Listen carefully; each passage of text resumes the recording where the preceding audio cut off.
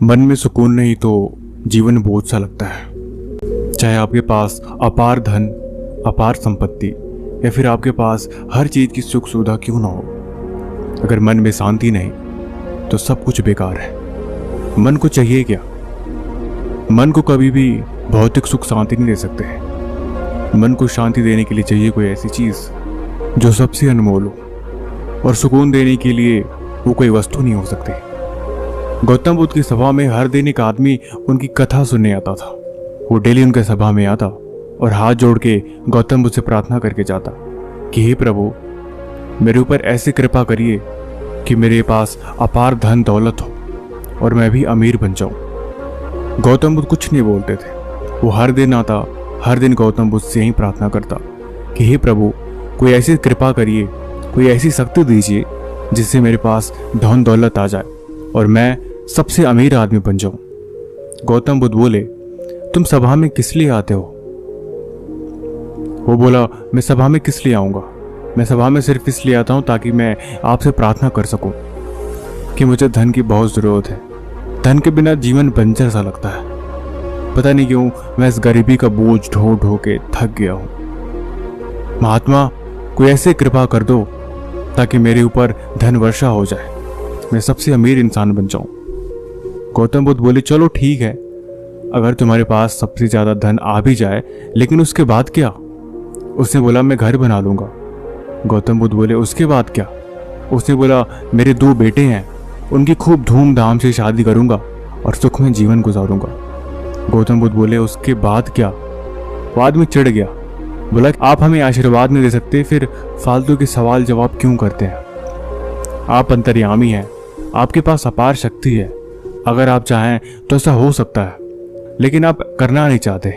गौतम बुद्ध बोले, चलो ठीक है, मैं तुम्हें धन के राज बताता हूं, तुम कामयाब हो जाओगे। गौतम बुद्ध उसे आशीर्वाद देते हैं। वो इंसान घर जाता है और अपना व्यापार शुरू करता है। व्यापार में खूब उन्नति करता है, उसके पास खूब सारा धन दौलत हो जाता है और कुछ दिन बाद बहुत ही आलीशान घर बनवा लेता है। वो इतना बिजी हो जाता है कि गौतम बुद्ध के पास आना ही छोड़ देता है। काफी साल गुजर जाते हैं। धीरे धीरे अब वो बूढ़ा हो चला था। उससे लगा कि उसके घुटनों में पहले जैसी बात नहीं रही, उसके शरीर में अब वो रौनक नहीं रही। उसने अपार धन कमाया था, लेकिन दिक्कत ये थी कि उसके मन में सुकून नहीं था। दिन भर काम, घर आते ही काम, हर तरह से वो बंद गया था। उसे लगा कि अब उसकी जिंदगी उसकी सांसों पे बोझ बन रही है। कुछ वक्त बाद वो बूढ़ा हो चला था। उसकी आंखों से कुछ दिखाई नहीं दे रहा था, इसीलिए अब वो निरंतर ढंग से काम नहीं कर पा रहा था। उसने सारा कार्यभार लड़की को तो सौंप दिया, लेकिन उसे किसी भी तरह के काम में ना आने से लड़की ने उसे घर से बाहर निकाल दिया और सारी प्रॉपर्टी, सारी जायदाद अपने नाम करवा ली। वो इंसान जोर जोर से रोने लगा। कितना सब करने के बाद आखिर में मेरे पास तो कुछ नहीं लगा। क्या जीवन ऐसा ही है? जीवन में सुकून तो है ही नहीं। पूरी उम्र मैंने मेहनत करने में गुजार दी, धन दौलत इकट्ठा करने में गुजार दी, लेकिन जब आखिर में यही होना था तो फिर मुझे मिला ही क्यों?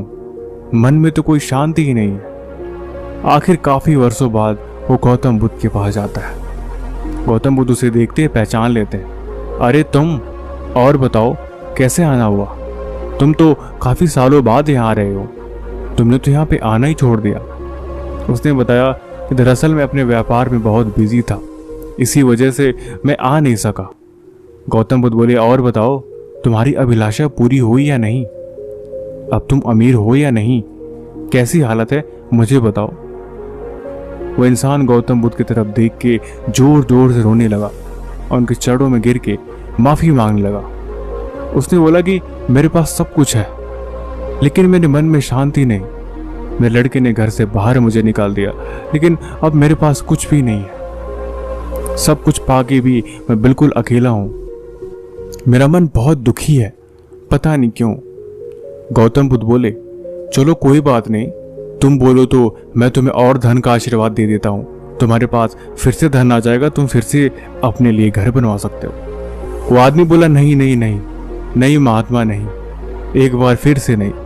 मुझे अब और धन नहीं चाहिए, मुझे अब मन में सुकून चाहिए। मेरे मन में शांति ही नहीं है।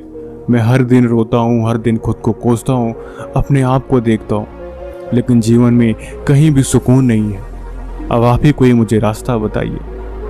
मुझे मेरी सांसें ही मुझ पे बोझ सी लग रही हैं। मैं करूं भी तो करूं क्या?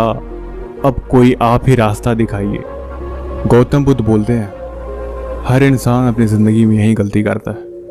जब तक वो ठीक है, होश में है, तब तक वो चीज़ों को कभी नहीं समझता।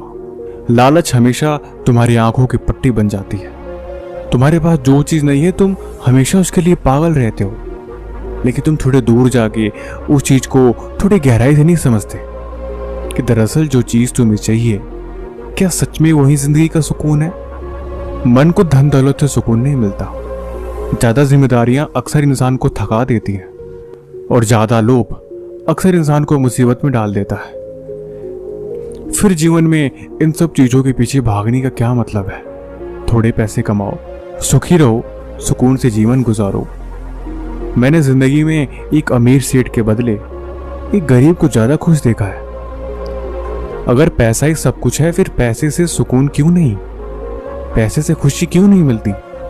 पैसा जरूरत पूरी करता है, तुम्हारी जिंदगी को आसान बनाता है, लेकिन क्या जिंदगी के आसान बन जाने से मन में सुकून होता है? ऐसा कभी नहीं होता।